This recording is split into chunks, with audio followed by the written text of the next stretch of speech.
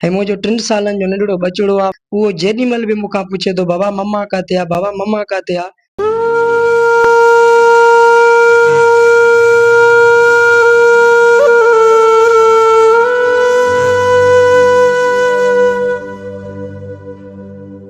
केतिरो बि चाहियां मां हुनखे विसारे नथो सघां।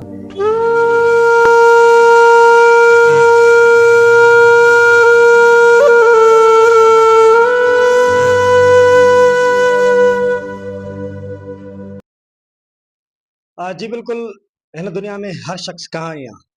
अॼु बि जेको आहे सो अवां सां गॾु हिकु अफ़सोसनाक कहाणी शेयर कंदासीं। जामशोर जो नौजवान सजाद कमरानी।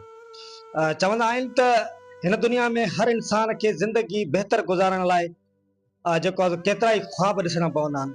उहे ख्वाब जॾहिं अध में टुटी वञनि त उहो इंसान अधूरो थी वेंदो आहे।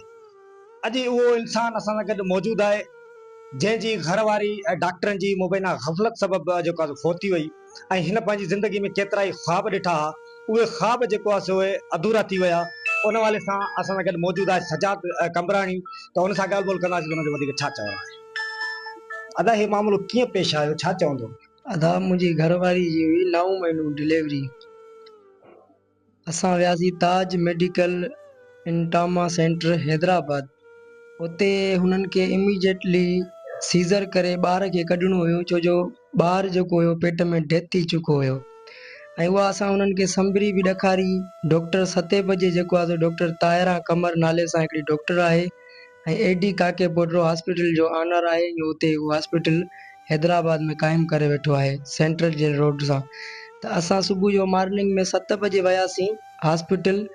त डॉक्टरनि चयो त बाबा असां पंहिंजी पूरी कोशिशि कयूं था हिनखे ICU में रखूं था। त उहा जेकी डॉक्टर हुई जंहिं केस खयो, उहा आई आहे पाण मंझंदि जो 2 बजे।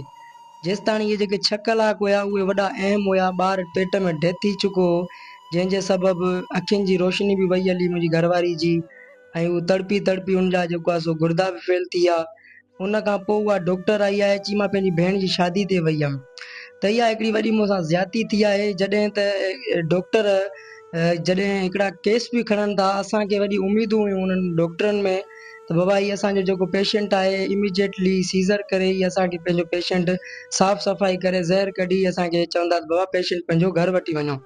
पर दरअसल उते थियो ईअं त असां 7 बजे खां सुबुह खां वठी मंझंदि जा 2 थी विया, उते डॉक्टर कोन हुई, ना ई हुन जॻह ते ॿी का गैनी जी उते डॉक्टर हुई, न हुननि जे ICU में का एडवांस का सहूलियतूं हुयूं, एडवांस वेंटिलेटर हुयो, न उते MRI मशीन हुई, न उते डायलिसिस मशीन हुई, न उते CT स्कैन जी मशीन हुई।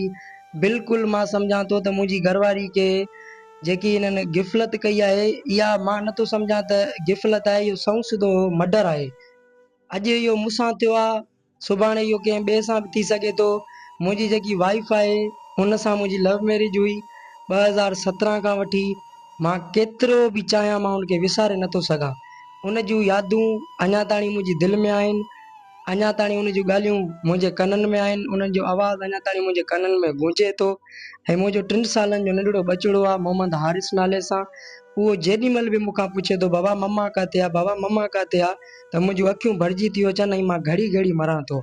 त मां तव्हांजे हिन मीडिया जे तवसुस सां सॼी सिंध खे, सॼी सिंध जे बाशऊर अवाम खे इहो मां हथ ॿधी अर्ज़ु थो कयां त ख़ुदारा इहे जेके डॉक्टर आहिनि, इन्हनि जेके इहे कारा चेहरा आहिनि, इहे ज़ाहिर कया वञनि ऐं इन्हनि जा लाइसेंस रद्द कया वञनि।